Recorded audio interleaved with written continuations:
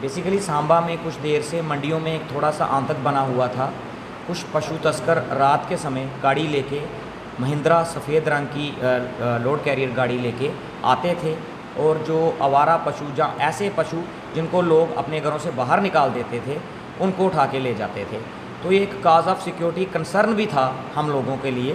तो ईश्वर की कृपा से कल रात को हम माता बगलामुखी धाम बनखंडी से माथा टेक के आ रहे थे। मैं था, मेरे साथ हैप्पू सिंह थे, साहिल सिंह थे और शिवदीप सिंह और एक सुकेश सिंह थे।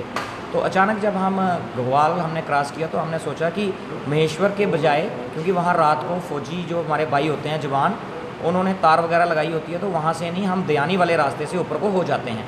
तो जैसे ही हमने दयानी वाला अंदर से रास्ता पकड़ा तो आगे जाके हमें वो एक महिंद्रा सफ़ेद रंग की, जिसका नंबर JK 14E0213 था, वो मिली। उसमें एक ड्राइवर बैठा हुआ था, दो बंदे वहाँ पे कोई 10-15 पशु बैठे हुए थे, कुछ खड़े थे। तो उनमें से दो जो एक विशेष समुदाय के आदमी थे, वो उठाने की कोशिश कर रहे थे। जैसे ही हमारी गाड़ी उनके सामने आई तो वो खड़े हो गए। तो हमने उनको पूछा कि इतनी रात को आप लोग यहाँ कर क्या रहे हो? तो वो घबरा गए और कहने लगे कि नहीं, हमारी गाड़ी टायर ख़राब हो गया है। तो हमें शक हो गया कि ये वही लोग हैं जो आगे भी ऐसी वारदातों को यहाँ मंडियों में अंजाम देते हैं। तो मैंने अपने साथियों से कहा कि आप उतरो, इनको पकड़ो और पुलिस में खबर दो और लोगों को मंडियों से बुलाओ। तो इतनी देर वो गाड़ी में बैठे, हमारे ये हैप्पू सिंह जी हैं, अरुण सिंह। जैसे ही ये गाड़ी से आगे उतरने लगे तो उनमें से एक आदमी के पास तेज़धार हथियार था, उसने इन पर हमला कर दिया। पर माता रानी की कृपा से बीच में वो गाड़ी की खिड़की थी जो खोली थी, उसकी वजह से इनका बीच बचाव हो गया। जैसे ही ये वापस गाड़ी में बैठे, उन्होंने गाड़ी घुमाई और हमारे ऊपर आ गए। वो बड़ी मुश्किल से हम साइड पे हुए तो वो निकल गए। हमने गाड़ी वहाँ से रिवर्स की, तुरंत हमने PCR में फ़ोन किया कि ऐसे ऐसे ये गाड़ी हमने ट्रेस की है, हम इसका पीछा करते हैं, आप अपने नाके दोनों साइड अलर्ट कर दीजिए। जैसे ही हम जतवाल पहुँचे हैं तो हमने फिर PCR को बोला कि ये कठुआ की तरफ जा रहे हैं, तो आप नाके अलर्ट कर दीजिए। उन्होंने घगवाल नाका अलर्ट कर दिया था। उसके बाद जब हम घगवाल के पास पहुंचते हैं तो इन लोगों ने, पहले भी हम जैसे जैसे इनको रोकने की कोशिश कर रहे थे, ये गाड़ी हमारी गाड़ी के साथ टक्कर मारने की कोशिश कर रहे थे।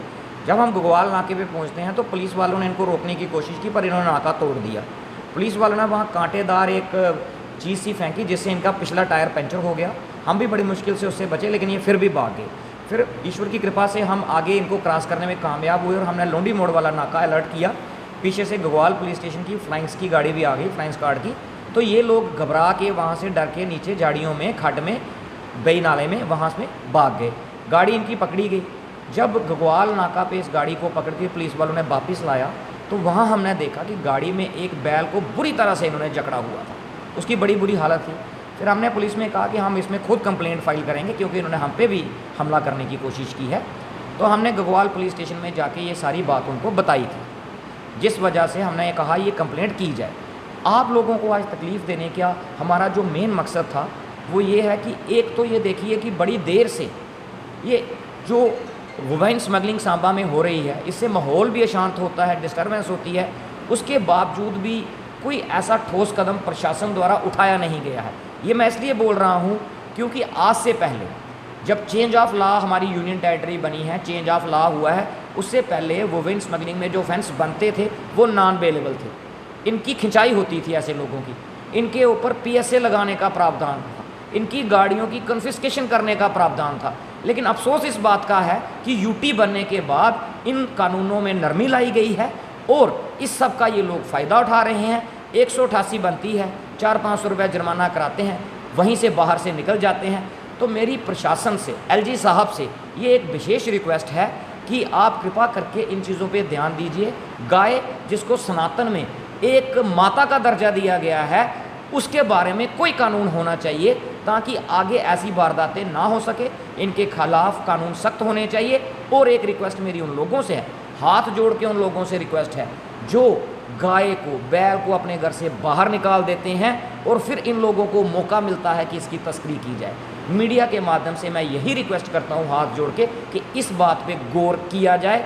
और दूसरी बात सर, एक बात और जोड़ना चाहूँगा, ये जो हमें ये बंदे मिले हैं, यहाँ से ये गाड़ियों में ये गाय वगैरह उठा रहे थे, ये बिल्कुल आर्मी एरिया महेश्वर कंटोनमेंट के बैक साइड की बात है। और अगर ये लोग वहाँ ये वारदात दे सकते हैं तो कल ये आर्मी एरिया जो कंटोनमेंट एरिया है, जो हमेशा मिलिटेंट्स के anti social anti national elements के टारगेट पे है, उसको भी नुकसान पहुंचा सकते हैं। तो लिहाजा यहाँ पे एटलीस्ट पेट्रोलिंग होनी चाहिए, ये मेरी रिक्वेस्ट है।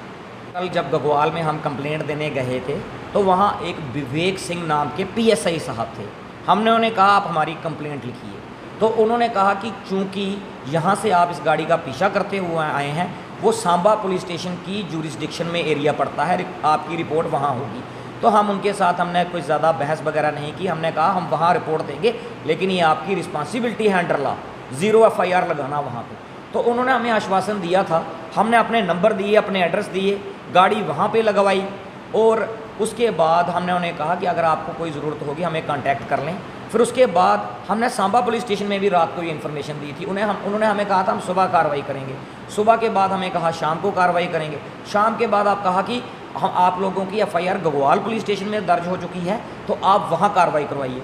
अब जब हमने गगवाल पुलिस स्टेशन से पता किया है तो दुख की बात ये है, जो हमने उनको कहा था कि हम खुद कंप्लेंट फाइल कर रहे हैं इस केस में, और हमारे एक साथी पे उन्होंने तेज़धार हथियार से हमला किया है, इस निस्बत कंप्लेंट होनी चाहिए। इतना दूर तक हमने उनको चेज़ किया है, उन्होंने हमारी गाड़ी को हिट करने की कोशिश की है। अलबत्ता हमारी जानकारी के मुताबिक अभी तक सिर्फ 188 में पर्चा लगाया गया है, वो भी मोतबार जराए से, जो सरासर गलत है, क्योंकि मोतबार जराए नहीं, मैंने PCR में फ़ोन किया था, मेरे को PCR से रिपीटेड फ़ोन आए हैं, आज दोपहर को भी आया है, हमारे पास पूरी डिटेल है। और अगर इसके ऊपर प्रॉपर कार्रवाई नहीं की जाती है, हम इसको लीगली इस मसले को हैंडल करेंगे और उसकी तह तक जाएंगे।